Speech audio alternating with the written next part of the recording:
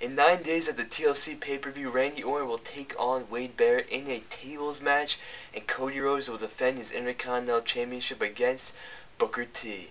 Now, can you dig that? Sucker!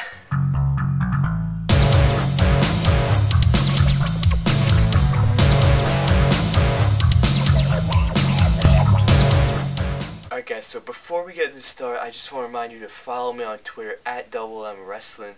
No G at the end, couldn't fit it.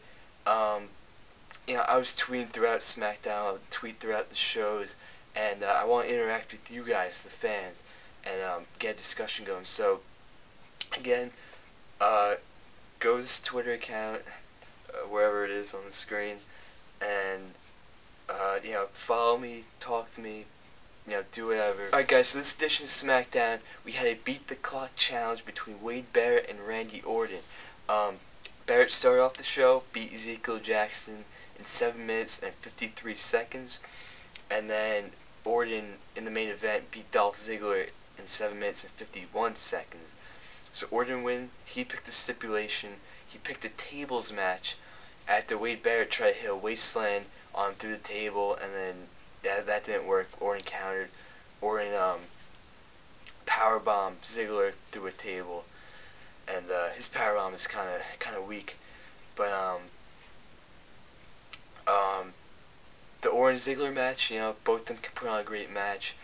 I was just disappointed at the end. I was really looking forward to see Ziggler sell an RKO if he lost, and he didn't really sell it that well. He kind of landed on his knees weird, and I don't know. I love this feud because the Barrett barrage is rolling. It's really pushing Wade Barrett, keeping that push alive. I see Wade Barrett as a world heavyweight champion. I see him main eventing, and this feud is gonna get him there. And after this feud is over, Wade Barrett is gonna be main event, no doubt. I think he's gonna win, and I'm really excited for the Barrett barrage to take over SmackDown. Alright, so it was announced Cody Rhodes will take on Booker T for the Intercontinental Championship at TLC. I missed the first couple minutes of SmackDown. When I turned it on, Cody Rhodes was on commentary. I'm guessing he was kind of making fun of Booker T and mocking him. So during the Cody Rhodes-Daniel Bryan match, when Cody he started to take control, Booker's music hits, he runs out, and he basically, him and Cody start fighting, kind of, and then Tay Long backstage tells Cody that he's going to take on Booker T at TLC. This feud I like as well because, you know, guys like Cody, guys like Barrett, guys like Ziggler, guys like Daniel Bryan, guys that deserve to be main event, they're finally pushing, and they're pushing them all at the same time, kind of, but the fact is they're finally pushing them, and again, this feud is going to put Cody over. You know, obviously I don't see Booker winning the Intercontinental Championship just because he's a commentator now. But I think he's going to put on one hell of a match, and it's going to be a great match. I think Cody's going to win, and it's going to really put Cody over. The only thing with Ziggler, well, Cody and Ziggler, is they're both holding the mid-card titles right now, both holding, you know, Ziggler US champ, Cody Intercontinental champ, and I think Ziggler is going to lose the United States Championship at TLC. I think Zack Ryder is finally going to win that title, and Ziggler is going to break away from mid-card, go to main event, do better things. With Cody, though, I don't really know what they're going to do with him with the Intercontinental Championship. I love Cody right now. I think he's going to be main event, but I don't know what they're going to do with that championship. And it's going to be interesting to see who challenges him and who takes it. Maybe Ted DiBiase, maybe, you know, who knows. Also on SmackDown, Zack Ryder beat Heath Slater in a squash match. It was 2 minutes. Heath Slater was trending on Twitter for 2 hours. You know, I'm not a big Heath Slater fan. I don't know, he doesn't really do anything for me.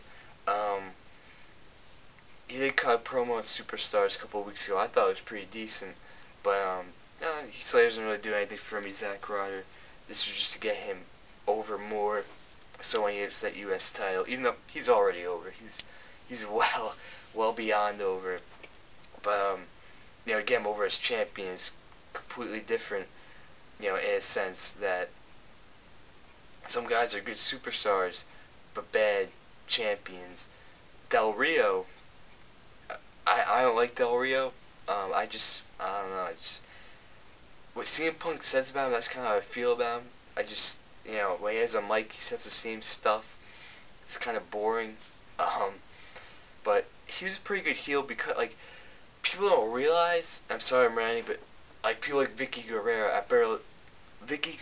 and Alberto Del Rio, and those heels that are annoying, people don't hate them because it's their character, they hate them because they're kind of annoying.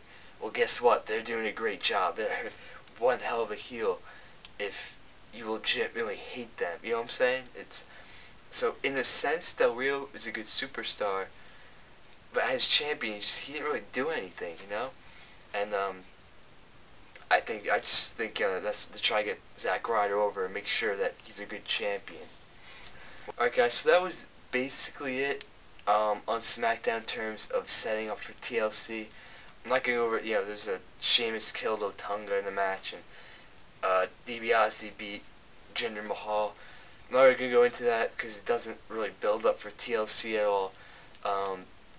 But I think, the SmackDown really did build up for some feuds. Cody and Booker, Ryder and Ziggler in a way, kind of, and more importantly, Orton and Barrett. They're really trying to get this Randy or Wade Barrett feud going, and I love it. I can't wait to see what happens. So that's basically it. Remember, like me on Twitter, subscribe for more. Let me know what you guys think. Like this video if you like it and you want to see more. And that's about it for now, guys. Check out my other videos and subscribe for more videos, and I will see you guys later.